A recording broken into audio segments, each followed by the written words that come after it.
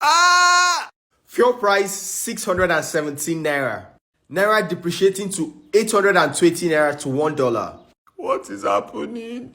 I'm sure you're wondering what is happening in the country. Yes? Calm down. Let me explain. You see this guy here called the dollar? That is our problem. This guy controls Nigeria indirectly. I'm sure you're asking how? The unfortunate thing is that we're import dependent. That means we literally buy everything from outside. Now, NNPC did not literally increase price. What they did was adjust the price of fuel to the current dollar rate. As you can see, internationally, crude oil prices have gone up, so fuel prices are going up. But we'll have refinery. That's a story for another day. Back to the dollar. There is heavy pressure on the Naira. Why? A lot of people are going for summer.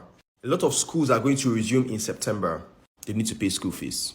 A lot of people have plenty Naira in Nigeria that they are trying to change to dollar to hedge because they don't believe in the Naira. So as they are buying and buying, trying to buy the dollar, the Naira depreciating. There's a lot of backlog of FX, that's foreign currency, that they're supposed to pay international companies like airlines that Nigeria has not settled.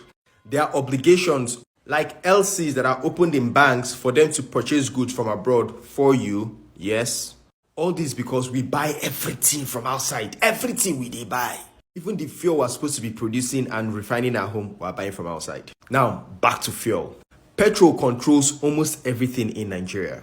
From the woman selling garri that needs to transport it to the market, to the person that is delivering cassava from the farm, they'll take transport. The man selling you Milo and milk is going to take transport to transport those goods. His workers need to take transport to the office. So when next you say, what is the correlation between dollar price and the woman that is selling garri?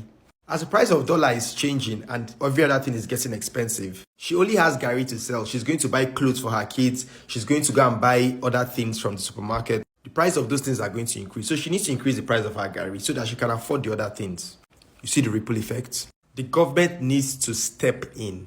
You see this $800 million that they're not supposed to share it. Use that money and subsidize food for Nigerians. Nigerians mostly spend about 85% of their income on food. If the government can subsidize food, inflation will drop because inflation, everybody is buying food. If inflation drops, MPR will drop. If MPR drops from the CBN, the banks will reduce the cost at which they are lending money to you. So more money to be lent to businesses and economic growth. The government needs to subsidize food. Let the poor breathe. The poor are not breathing. Let me hear your thoughts on this. Hey, be good, take care. This is the Online Banker.